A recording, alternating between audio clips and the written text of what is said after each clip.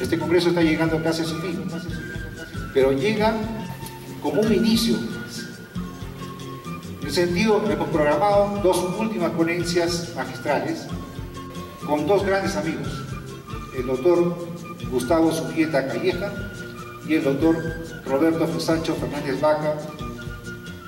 El primero con la ponencia El equilibrio ácido-base y la fórmula de tolerancia a la hipoxia de la lectura, que ya nos dio un adelanto ayer. Doctor Gustavo Subieta, un placer escucharlo.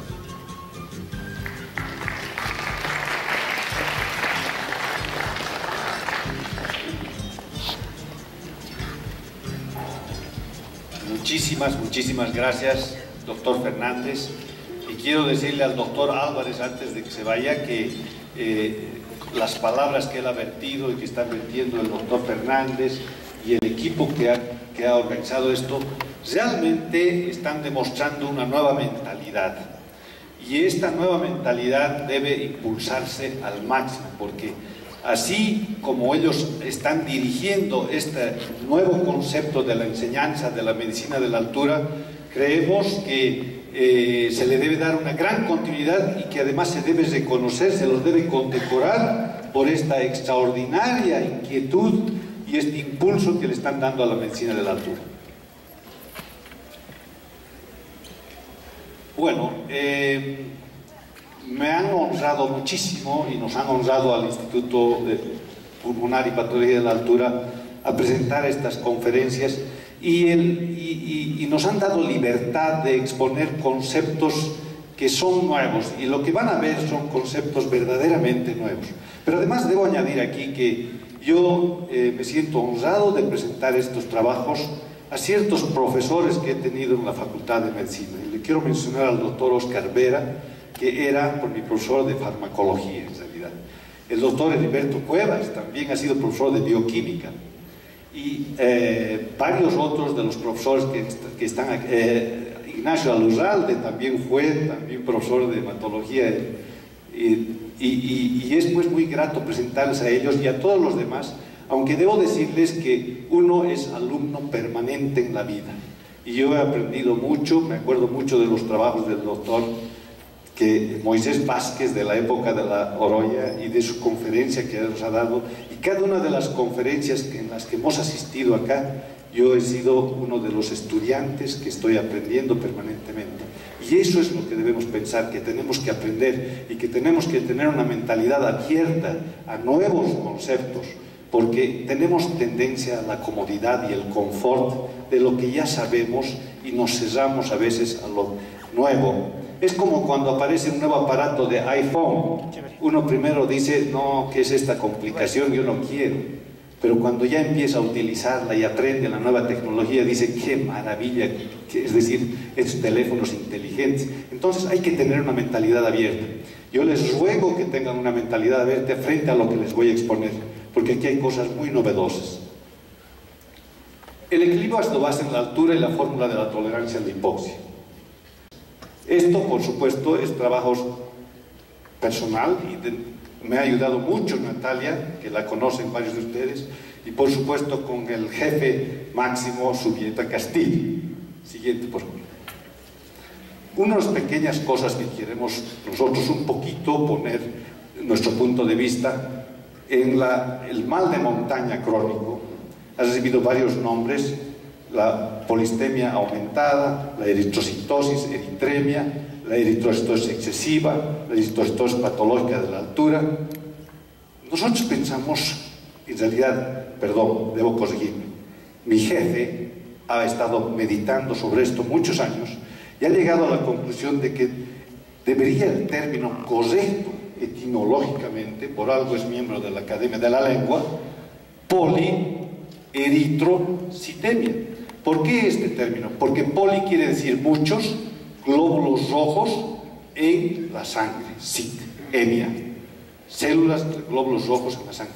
Realmente nos parece que este es un término muy preciso y debemos buscar la precisión en lo que hablamos. Entonces, porque las eritrocitosis quiere decir alteraciones, osis si se busca, ¿no? Y frecuentemente incluyen otro tipo de complicaciones. La siguiente. Me traje acá ahora este slide del síndrome de triple hipoxia porque me lo han pedido varios de los asistentes y esto lo voy a hacer bien breve. Uno de los importantes aspectos de lo que llamamos polieritrocitemia o los glóbulos rojos aumentados en nuestros pacientes es que sufren frecuentemente el síndrome de triple hipoxia. Debo decir, esto también es creación del jefe que ustedes conocen. Cuando alguien viene a vivir a la ciudad de La Paz o Puno, su PaO2 está alrededor de 60. Eso ya es normal y llamamos hipoxia crónica. Quiere decir que están viviendo con un oxígeno más bajo que el del nivel del mar, que es alrededor de 60. Esa es la primera hipoxia en el cuerpo. Toditos ustedes están en este momento con esa primera hipoxia. La segunda es la hipoxia en el mal de montaña crónico o como llamamos polieritrocitemia, estable. ¿Por qué hablamos de estable? Porque la vida tiene sus ups and downs, sus subidas y bajadas, y nos vienen resfríos. ¿Y quién de ustedes me puede decir que nunca ha sufrido un dolor de cabeza por un resfrío? O malestares, o resfríos, o toses, o gripes.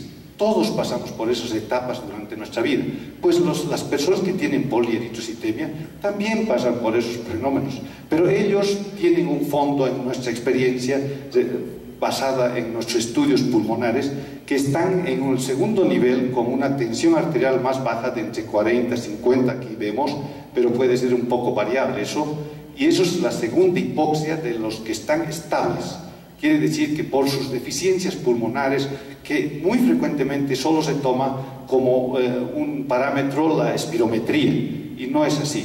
Lo que se tiene que hacer es test de Chance, test de ventilación no uniforme, de difusión, incluso pruebas de ejercicio para determinar si hay alteraciones. Entonces, están los que conocemos como poliglobúlicos, pero que deberíamos conocerlos como polieritrocitémicos, están en una segunda hipoxia. Miren, ellos llevan 2 hipoxias ya. No solo la del ambiente, sino la del proceso que los lleva a un nivel de oxígeno más bajo. Pero ellos también se resfrían, también sufren dolores de cabeza, también tienen fatigas, y todo eso periódicamente, como nosotros. ¿Y qué pasa? Sus niveles de oxígeno se bajan, y a veces se bajan a niveles realmente increíbles, alrededor de 26 milímetros. Nosotros hemos visto, y les digo que cuando yo vi estos pacientes que vienen todos tranquilos a la consulta, moraditos, por supuesto, cianóticos, pero dicen, creo que estoy un poco mal, le tomamos un gas en sangre y encontramos la tensión arterial de oxígeno en 26, y dijimos, no, esto está mal, hay que recalibrar el equipo. Y a lo largo de los años hemos visto esto varias veces. Y entonces, ¿qué pasa? Esa es la tercera hipoxia. Y esa hipoxia se llama hipoxia superpuesta por una enfermedad respiratoria. Imagínense un pequeño edema, un aumento de la presión de la pulmonar por un proceso gripal, viral, su oxígeno se va. Entonces, ¿qué pasa? Uno agarra y les da oxígeno 24 horas, y con solo darles 24 horas de oxígeno, internarlos, hacerlos respirar, pero, por supuesto, siempre hay que cubrir el foco infeccioso que se encuentre, otros trastornos como hipertensión, otros trastornos como edemas, que se les va complicando, en fin. Uno trata eso y recuperan y vuelven al segundo estadio, que es el de la hipoxia estable. Y ahí tienen una vida bastante aceptable en la altura, siempre que se controle su proceso. Una de las pruebas, el doctor Cruz mencionaba algo respecto a lo que hacemos en el IPA. Nosotros hemos creado nuestros propios equipos porque jamás hemos recibido $1 de grant. En Bolivia no existen grants. Entonces, nosotros hemos tenido siempre que construir nuestros propios equipos. Uno de ellos es que está aquí con un colega del Canadá, una prueba de función respiratoria, la siguiente, donde vemos estos resultados. Miren ustedes, aquí está un pulso oxímetro que nos está mostrando con esta escala los niveles de saturación del oxígeno. Aquí vemos el anhídrido carbónico en verde, el anhídrido carbónico que es el end-tidal CO2, y vean ustedes es alrededor de 30, lo normal. Aquí tenemos un neumotacómetro que estamos viendo la respiración, y abajo tenemos el pulso. La siguiente pantalla, esto es 2 minutos más o menos, y ahí vemos cuando le pedimos que haga una apnea voluntaria. Y miren ustedes, aquí hace la inspiración al máximo y la saturación presenta una curva que le hemos llamado típica en M, donde la saturación empieza a bajar. Aquí ya no está respirando, no hay anhídrido carbónico saliendo porque no hay respiración. Y vean ustedes que primero, cuando hace la inspiración, después de unos minutos, se llega a un pico máximo, donde la saturación llega a 98%, igual que a nivel del mar, con una sola inspiración. Eso se debe a que al inspirar profundamente, la relación del alveolo dead space desaparece, se disminuye el espacio muerto, y entonces sube la saturación y posteriormente, como está aguantando, va bajando. Quería decirles, no traje otra radiografía, en los pacientes que tienen polieritrocitemia, hemos visto que tenían una tolerancia, se pasaba de la pantalla, aguantaban tranquilos frecuentemente hasta 3-4 minutos, gracias a los glóbulos rojos, maravillosos glóbulos rojos. Esto estamos haciendo una test de Shunt que hacemos en los casos, estos con los grupos de buceo de altura de la naval, con quienes trabajamos frecuentemente y monitorizamos estos problemas. Esta es la cámara de la altura donde hacemos tratamientos para problemas de altura. Hicimos una prueba con una estudiante de Oxford que vino a entrenarse con nosotros, y vean ustedes en esta prueba una cosa muy importante, esa prueba de breath holding, ¿no? De aguantar la respiración. ¿Cuánto tiempo, decíamos, puede ella, quizás al llegar a La Paz no va a poder porque le va a faltar aire, pero ella lograba mantener su respiración y posteriormente durante 16 días no hubo gran alteración? Pero lo más importante para observar aquí es la línea amarilla. Ese es el end-tidal CO2, el anhídrido carbónico. Apenas llegó a La Paz, su anhídrido carbónico, que era a nivel del mar de 40, bajó a 30, inmediatamente.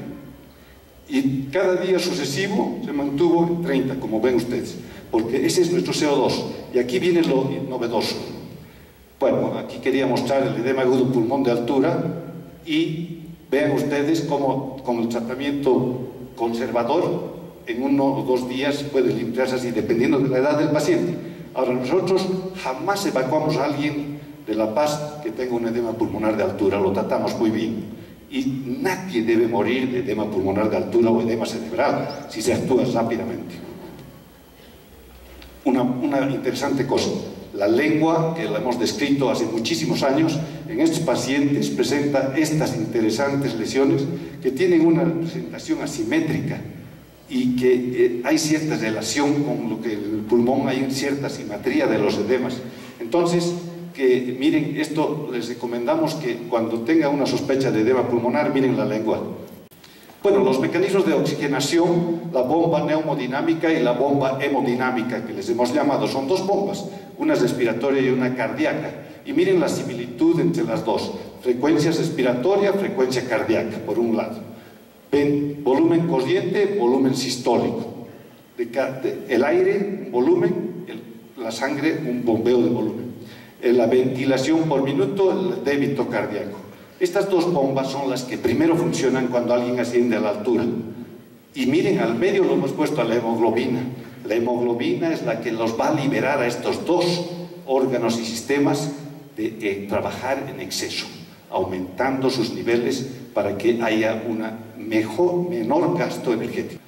El peso de la atmósfera, vale la pena recordarlo, de 760 milímetros a nivel del mar, 495 en La Paz, 1/3 menos de presión, igual que aquí casi en Puno. Siguiente. La atmósfera y la presión. Vean ustedes, esta es la pirámide de Chacaltaya, donde hemos hecho varias observaciones. Ahí está trabajando el jefe dentro de la pirámide con unos equipos que llevamos para estudiar pruebas de ejercicio. Siguiente. También tenemos el caso que les había hablado de polieritrocitemia extrema, cuyos niveles de oxígeno eran tan bajos como a nivel de la cima del Everest. Ahora vean ustedes, cuando alguien sube a la altura, ¿qué pasa? Baja la presión inspirada de oxígeno, aumenta la ventilación, el anhídrido carbónico baja, el pH sube y se presenta una ascarosis respiratoria aguda. Y empieza, por supuesto, la excreción renal de bicarbonato. Y entonces en la ciudad de La Paz, por ejemplo, y han visto cómo esa estudiante de Oxford apenas llega, su anhídrido carbónico 30, ahí está de 30, que era 40 a nivel del mar. Y esto se llama alcalosis respiratoria totalmente compensada o hipocapnia crónica. Y por supuesto las presiones parciales a nivel del mar 150 la inspirada, alveolar, la arterial 98 y el exceso de base 0. Pero mire ustedes, en La Paz 94 es más o menos la inspirada de oxígeno. En La Paz hay muchas alturas, ¿vale? Tenemos 1000 metros de diferencia entre la parte de arriba, del alto y abajo, así que hay variaciones. Luego el alveolar 62, el arterial 60 y el exceso de déficit de bases menos 5. Entonces aquí, hace muchos años, y quiero decirles, yo hacía gas en sangre para el Instituto del Tórax, me pedían a veces porque seguramente su laboratorio algo había pasado, en fin. Y en una de esas fui a hacer el gas en sangre para terapia intensiva y el doctor Penalillo, yo le dije, doctor Penalillo, no puede ser que tengamos menos 5 de déficit de bases, porque el equilibrio de base tiene que ser que no tenemos desbalance. Y me dijo, doctor, eso es para ustedes, para investigar. Y eso se me quedó en la cabeza. Entonces, la población estimada que vive alrededor de 2000 metros en el mundo, yo puse inicialmente 140, porque también hace años hice un estudio de cuánta gente vivía por encima de 2500 metros, y eran alrededor de 100 millones de personas aproximadamente. Después mandé al trabajo para publicación y algún editor me cambió, no señor, esto es 200 y me bajó a 2000. Al final se me quedó esta presentación, pero a 2000 metros posiblemente sean más de 200 millones, por encima de 2000. Es posible que 200 millones de personas que vivimos en la altura, todos ustedes, que tengan un estado de ácido base donde estamos en alcalosis respiratoria compensada crónica, estamos en un estado de patología, pero no puede ser. Por eso decimos no. Los residentes de la altura que viven bajo condiciones normales para su ambiente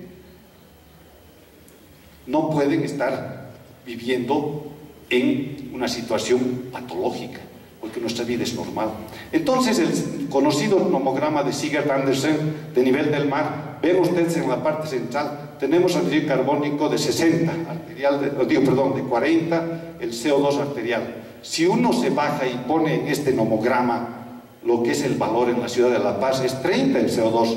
Entonces se baja aquí y aquí está el nivel de 30. Aquí. Entonces ya está fuera de la escala.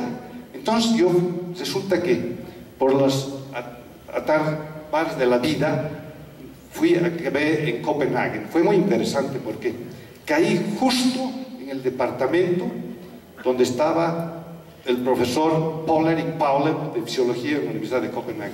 Y fueron increíbles, los daneses son increíbles.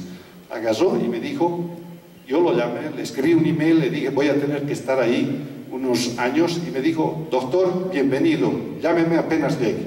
Llegué a Copenhague, lo llamé y le dije, doctor, ¿cómo está? Y hablamos 1 hora y media sobre el equilibrio ácido-base por teléfono. Y me dijo, mañana venga a visitarme en la universidad. Llego al día siguiente a su universidad y me dice, doctor, esta es mi oficina y esta es su oficina. Aquí vamos a investigar. Y era interesante porque allá la montaña más alta es 170 metros. Entonces todo el mundo me decía, pero ¿qué haces vos aquí investigando si eres dedicado a la altura? Entonces, él estaba escribiendo, Paul-Erik Paulem había escrito un trabajo para recordar la labor de Ole Sigurd-Andersen, porque ha habido todo un combate con la cultura americana, el diagrama de Davenport, que modificó, basado en lo que hizo Ole Sigurd-Andersen, modificó la gráfica, cambió ordenada con abscisa y todo eso, buscando una cosa original, y después se impuso en ciertas partes del mundo ese tipo de interpretación. Pero Paul-Erik quería recalcar que había sido Ole Sigurd-Andersen el que había establecido las bases fundamentales del equilibrio ácido-base, y había hecho un trabajo de unas 6 páginas. Y ahí llegué yo y le dije, mira, tengo este problema del equilibrio ácido-base, y empezamos a pensar. Yo desarrollé la segunda parte que les voy a mostrar. Entonces, se utiliza para ese nomograma de Sigurd-Andersen el Van Slyke Equation, la ecuación de Van Slyke, que es esta, el déficit de bases con esta fórmula. Entonces, ven ustedes que se ha caído el base excess, porque resulta que Ole Sigurd-Andersen decidió que el término déficit de bases y exceso de bases traía tanta confusión que había que buscar el más el método más preciso y creó el Titratable Hydrogen Ion Differences, que corresponde a un base excess negativo. Esto es por una titulación de las características que ustedes ven. Así se determina, es decir, se puede preciso en cualquier persona que está normal ahorita aquí determinar. Pero miren ustedes, este es Ole Sigurd Andersen y este es mi gran amigo el profesor Paul-Erik Paule, y créanme que fue una estadía maravillosa. Vean ustedes cómo en la pizarra íbamos creando conceptos sobre los hidrogeniones y es muy interesante. Ole, entre paréntesis, Ole Sigurd Andersen es un tipo muy simple, anda en su bicicleta, no le gustaba sacar fotografías y resulta que yo no sabía eso. Cuando vino a charlar con nosotros yo me senté y dije, no, es Ole Sigurd Andersen. Puse en el escritorio la cámara, me paré, saqué la foto y esta es la foto. Y resulta con que ha pasado varios años y que me han escrito de la Universidad de Cambridge un doctor y me dice, ¿puedo utilizar esa foto? Porque no tenemos una sola de Ole Sigurd Andersen. Imagínense la alegría. Entonces, ¿qué pasa?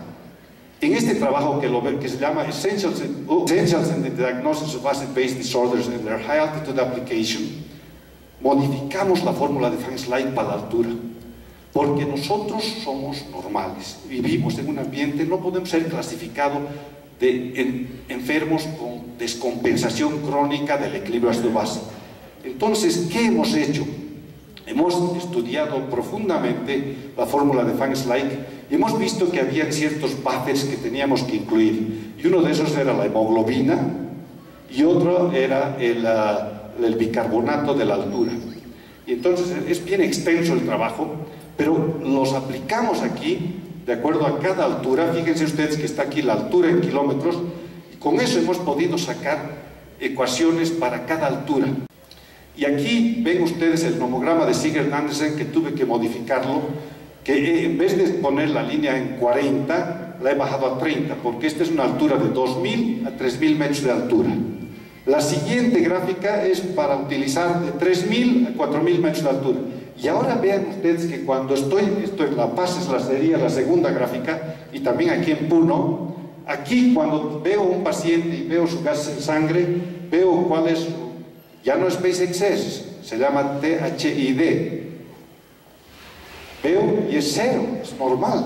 Entonces este señor, y todos ustedes que están ahorita sanos aquí, van a tener un parámetro normal para esta altura. Y miren ustedes, para más altura, de 4.000 a 5.000 metros, sigue bajando, porque el anhídrido carbónico normal en esas alturas es alrededor de 26.5. Entonces, y fíjense que en la cima del monte Everest, ahí esa línea roja, en la cima del monte Everest estamos hablando de 13, el CO2 es 13. Entonces, ¿qué significa? Pero qué importancia, dirían ustedes, este doctor, ¿para qué se mete a hurgar esas cosas?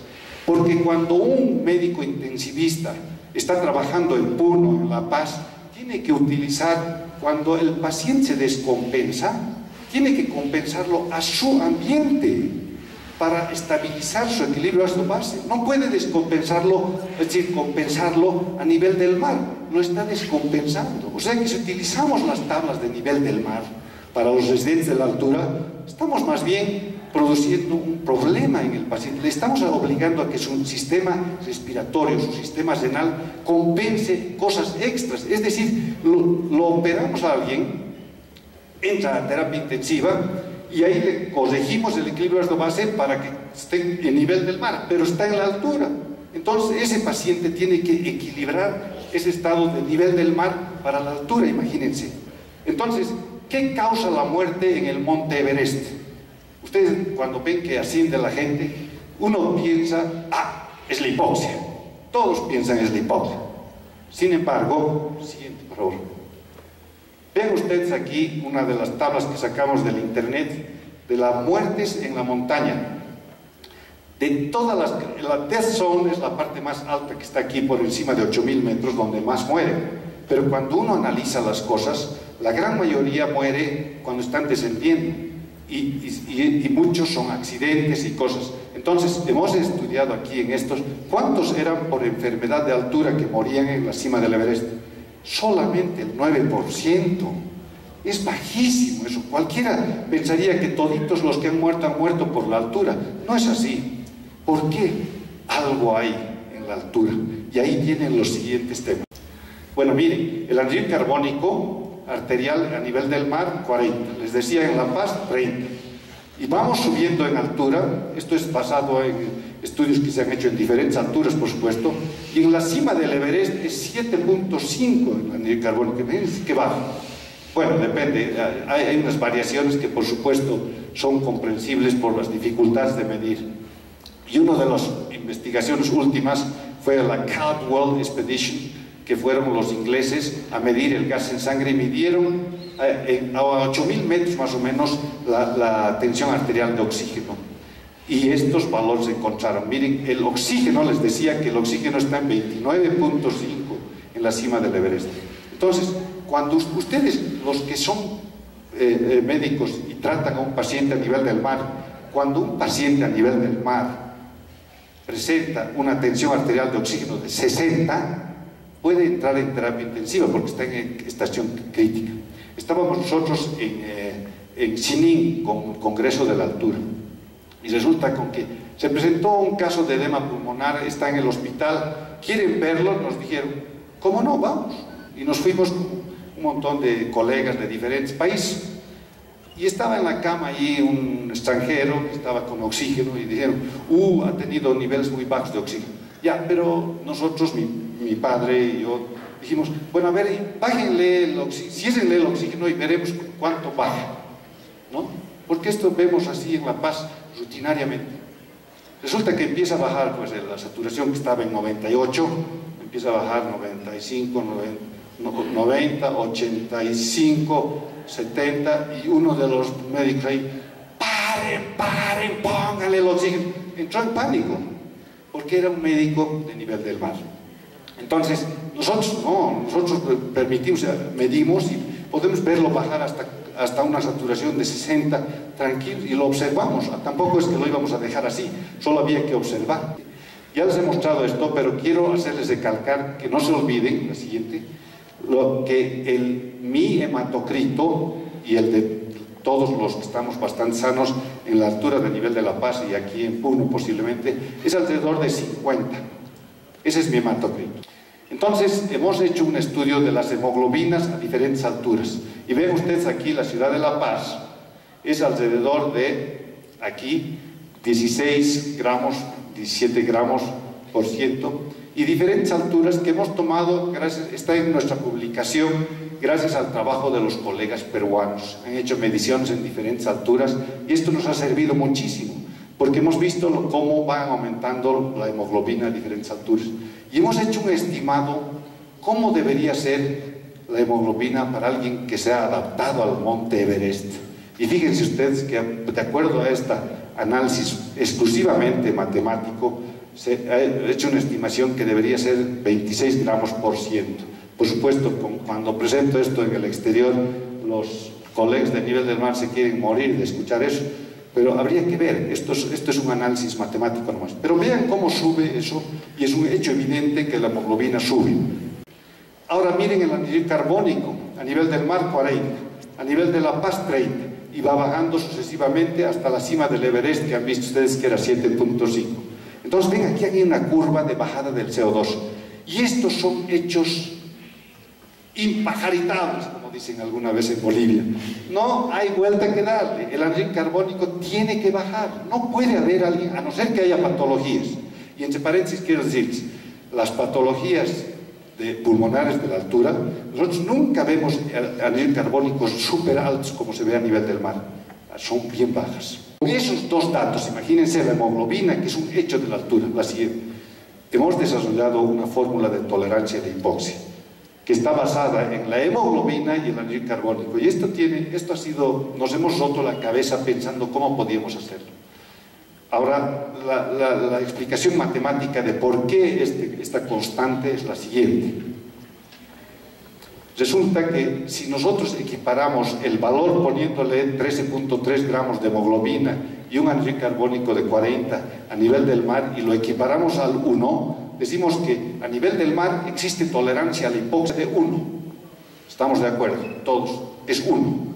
Y entonces vemos que en La Paz, por ejemplo, ponemos los parámetros normales y ahí tenemos una tolerancia a la hipoxia de 1.7. Y en la cima del Everest, alrededor de 4.86, dependiendo de las variaciones estamos dando una tolerancia de la hemoglobina. ¿Qué quiere decir esto? Algo admirable. Y les digo una cosa, esto es extraordinario. La capacidad de tolerancia a la hipoxia crece cuando uno sube a la altura. Es una paradoja. ¿Cómo es posible? Cualquiera diría, la hipoxia es peor más arriba. Es pues peor, pero nuestro organismo tolera más. Y los parámetros de tolerancia, de acuerdo a esta fórmula, son el anhídrido carbónico y la hemoglobina. Ahora, fíjense que en la fórmula, como les voy a mostrar en un momento también, que hay una relación. La siguiente, por favor. Entonces, las conclusiones. Nuestras nuevas ecuaciones de la fórmula de Van Slyke operan con valores normales del anhídrido carbónico a la altura actual, o sea, donde uno se encuentra. Un cálculo de lo que se llama el titratable hydrogen ion, que debería ser lo que se llamaba antes el base excess y déficit de bases, tiene que ser 0. Si la persona está estable en el equilibrio ácido-base, a cualquier altura tiene que ser 0, porque ahí está estable. Y eso nos da bienestar porque nuestras células están trabajando a un pH óptimo, que es lo esencial para el funcionamiento de las células. Ahora, se han desarrollado tres gráficos que ustedes han visto para diferentes alturas. Estos van a ayudar en las unidades de terapia intensiva y mejorar significativamente la recuperación de los pacientes críticos en los hospitales de la altura en el mundo. Fíjense que eso puede mejorar notablemente la recuperación de los casos de terapias cardíacas, de cirugía cardíaca en la altura, cirugía pulmonar, si se ayuda al organismo a mantenerse dentro de la altura y no tratar de compensarlo a un equilibrio de base del nivel del mar. Siguiente, por favor. El análisis de la sangre del Monte Everest o de cualquier altura tiene que ser considerado con el nivel de anhídrido carbónico para esas alturas específicas. Esto da lugar a una nueva interpretación del equilibrio ácido-base en la altura. Nunca se debe usar una fórmula del nivel del mar, ya sea la de Van Slyke o cualquier otra fórmula, para el equilibrio ácido-base en la altura sin la modificación que les estamos sugiriendo. Los montañistas que llegaron a nivel, y esto es otra parte de otra charla, pero saben que en el trabajo de Caldwell utilizaron justamente las tablas de nivel del mar y decían que ellos estaban con un desequilibrio ácido-base. Y cuando utilizamos nuestra fórmula en sus datos, vimos que los que habían llegado a la cima tenían cerca a 0 su equilibrio ácido-base. Es decir, que alguien que pueda lograr llegar a semejantes hipoxias sin oxígeno, llegar a esas cimas, es que se ha mantenido con un equilibrio ácido-base propio para esa altura. La siguiente, por favor. Entonces, aquí concluimos algo extraordinario. La tolerancia a la hipoxia es mayor conforme sube uno a la altura. Esto parece una aberración, pero es. La fórmula de tolerancia a la hipoxia permite la cuantificación basada en dos respuestas biológicas esenciales a la hipoxia hipovárica. La primera, que la hemoglobina aumenta indefectiblemente. Ahora, yo les voy a decir una cosa, lo de los tibetanos no lo voy a tocar ni sé, la verdad, quisiera algún día sentarme a estudiar personalmente más datos de ellos. Y el anhídrido carbónico que disminuye. Ahora, puede ser que en los tibetanos el anhídrido carbónico también debe disminuir, no sé qué parámetros serán, la verdad es que nunca lo he revisado. Ahora habría que hacer que alguno de los estudiantes vaya a revisar cómo es el anhídrido carbónico de los tibetanos en la altura. Por lo tanto, la tolerancia a la hipoxia, y miren lo bello de esta fórmula, es que no lleva el oxígeno. En esta fórmula no está la variable oxígeno. ¿Por qué? Porque la variable que está ligada al oxígeno es el anhídrido carbónico, y esas son cosas esenciales. Entonces, y además tiene una relación inversa al anhídrido carbónico. Cuanto más alto el anhídrido carbónico, menos tolerancia a la hipoxia. Es decir, cuando está a nivel del mar, el CO2 es 40, menos tolerancia. Más bajo el anhídrido carbónico, mucho más tolerancia. Más hemoglobina, mejor tolerancia. Así que, queridos amigos, espero que lo hayan disfrutado. Doctor, Hernández, profundamente honrado por